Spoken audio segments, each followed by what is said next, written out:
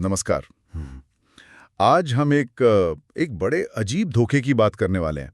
ये artificial intelligence की दुनिया से जुड़ा है। सोचिए एक ऐप जो चैट जीपीटी जैसा दिखता है, काम का लगता है, पर असल में वो एक खतरनाक मैलवेयर हो। हमें ये सब पता चला एक आर्टिकल से, जिसका टाइटल था एआई जाल फेक चैट जीपीटी मैलवेयर। काफी डिटेल में बताया गया है इसमें। तो आज हम इसी को समझने की कोशिश करेंगे। ये नकली ऐप फैलाया कैसे गया, और ये पाइप मैजिक मैलवेयर क्या भला है, ये कैसे काम करता है, और हाँ, इसके पीछे कौन लोग हैं, और हम सबके लिए इसमें क्या सीख है। हाँ बिल्कुल। और ये घटना ना ये दिखाती है कि साइबर क्रिमिनल्स कितनी तेजी से नई टेक्नोलॉजी और लोगों के भरोसे का फायदा उठा रहे हैं। बिल्कुल। खासकर ये जो ओपन सोर्स प्रोजेक्ट्स होते हैं, उनका कोड सबके लिए खुला होता है, तो वो एक तरह से दो धारी तलवार बन जाता है। अच्छा, तो कहानी शुरू हुई एक असली open source chat GPT desktop app से। पर यह साफ कर दें कि जो असली गिटहब वाला प्रोजेक्ट है वो सेफ है। हाँ, वो बिल्कुल सेफ है। लेकिन हमलावरों ने क्या किया, उसी कोड की एक कॉपी बना ली, क्लोन कर लिया, और उस नकली कॉपी में बड़ी चालाकी से ये पाइप मैजिक नाम का मैलवेयर छिपा दिया। फिर उसे फैलाया कैसे? फिर उस नकली ऐप को अलग अलग वेबसाइटों पर डाल दिया जो ऑफिशियल नहीं थी, अनौपचारिक चैनल्स पर।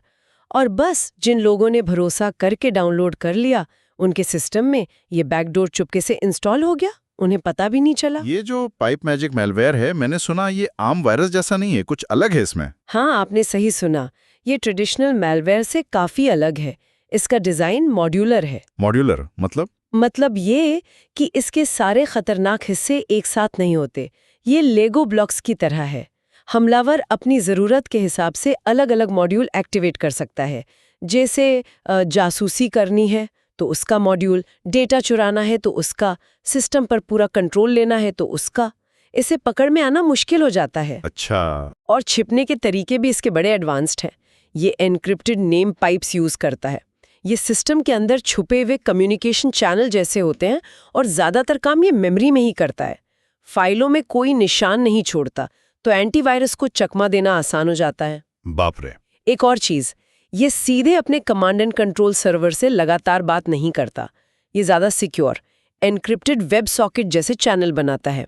उन चैनल से ये पहले सिस्टम की जानकारी भेजता है, जैसे कंप्यूटर का आईडी क्या है, डोमेन क्या है, यूज़र कौन है, और फिर हमलावर के कमांड का इंतजार करता है। कमांड कुछ भी हो सकता है, रैंसमवेयर चला दो, पासवर्ड के हैश चुरा लो, या खतरा दिखे तो खुद को डिलीट कर दो। कमाल है। मतलब पहले नकली ऐप से घुसो और फिर इतना शातिर मैलवेयर अंदर। लेकिन कहानी यहीं खत्म नहीं हुई है ना। इसमें एक 0 डे वल्नरेबिलिटी का भी जिक्र था, CVE 2025-29824। हाँ बिल्कुल। और इसी वजह से ये हमला और भी ज्यादा सीरियस हो गया। हमलावरों ने विंडोज़ के common log file system CLFS में एक ऐसी कमी का फायदा उठाया जिसके बारे में माइक्रोसॉफ्ट को भी उस वक्त पता नहीं था। इसी को 0 डे कहते हैं। डेवलपर के पास उसे ठीक करने के लिए 0 दिन थे। उसे कोड दिया गया है CVE 2025-29824। ये एक स्टैंडर्ड तरीका है कमजोरियों को पहचानने का।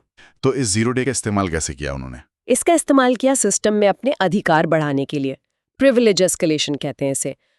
एडमिनिस्ट्रेटर लेवल का कंट्रोल पाने के लिए। और एक बार वो कंट्रोल मिल गया, फिर तो उनके लिए मैलवेयर और रैंसमवेयर को फैलाना बिना किसी रोक टोक के बहुत आसान हो गया। समझ गया। तो इस सब के पीछे कौन सा ग्रुप है? माइक्रोसॉफ्ट ने कुछ बताया? हाँ, माइक्रोसॉफ्ट ने इसके लिए Storm 2460 नाम के ग्रुप को जिम्मेदार माना है। Storm 2460? हाँ, और ये ग्रुप जो है ये फाइनेंशियली मोटिवेटेड है।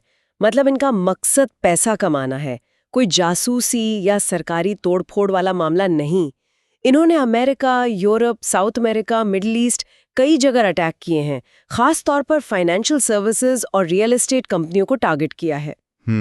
और चिंता की बात यह है कि ये 0 डे और पाइप मैजिक जैसे एडवांस्ड मैलवेयर का इस्तेमाल ये दिखाता है कि अब पैसे के लिए अटैक करने वाले क्रिमिनल्स भी वो तरीके अपना रहे हैं जो पहले सिर्फ बड़े स्टेट स्पॉन्सर्ड ग्रुप्स के पास होते थे। सही बात है। तो फिर इससे बचा कैसे जाए? माइक्रोसॉफ्ट ने क्या कहा? देखिए, माइक्रोसॉफ्ट ने तो फौरन अपने डिफेंडर एंटीवायरस को अपडेट किया है इसे पकड़ने के लिए।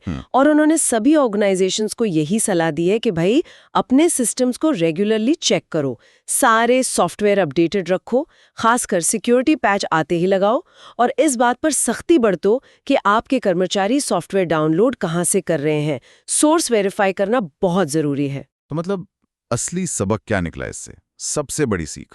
सबसे बड़ी सीख शायद यही है कि ओपन सोर्स सॉफ्टवेयर बहुत काम का है, लेकिन उस पर आंख बंद करके भरोसा नहीं कर सकते। कोड खुला है, इसका ये मतलब नहीं कि वो हमेशा सेफ ही होगा, खासकर अगर आप उसे किसी अनजान अनऑफिशियल सोर्स से डाउनलोड कर रहे हैं। सॉफ्टवेयर हमेशा ऑफिशियल भरोसेमंद सोर्स से ही डाउनलोड करना चाहिए, चाहे वो कितना भी टेम्पटिंग क्यों ना लगे। तो अगर हम संक्षेप में कहें तो एआई का क्रेज देखकर एक नकली चैट जीपीटी ऐप बनाया गया। उसमें पाइप मैजिक नाम का एक छुपा हुआ मॉड्यूलर मैलवेयर डाला। इसके पीछे स्टॉर्म 2460 ग्रुप था जो पैसे के लिए काम करता है, और उन्होंने विंडोज की एक 0 डे कमजोरी का भी फायदा उठाया। ये पूरी घटना ओपन सोर्स सॉफ्टवेयर के साथ जुड़े रिस्क्स को बिल्कुल साफ कर देती है। बिल्कुल। और ये जानना हम सबके लिए ज़रूरी है, क्योंकि साइबर क्रिमिनल हमेशा नए ट्रेंड्स का, जैसे अभी एआई का क्रेज़ है, उसका फ़ायदा उठाने के तरीके खोजते रहते हैं। आज एआई है, कल कुछ और होगा। तो सॉफ्टवेयर डाउनलोड करते वक्त अलर्ट रहना और अपने सिस्टम्स को अपडेट रखना यह पहले से कहीं ज़्यादा ज़रूरी हो गया है। सही कहा। और जाते जाते एक सवाल मन में आ रहा है सोचने के लिए कि जैसे हमलावरों ने एआई की पॉपुलैरिटी का फ़ायदा उठाया, वैसे ही भविष्य में क्वांटम कंप्यूटिंग है, मेटावर्स है, या ऐसे ही जो नई टेक्नोलॉजीज आ रही हैं, वो किस तरह के नए साइबर हमलों का जरिया बन सकती हैं, और हम लोग मतलब यूजर्स और कंपनियां इन नए खतरों से एक कदम आगे कैसे रह सकते हैं। ये वाकई सोचने वाली बात है।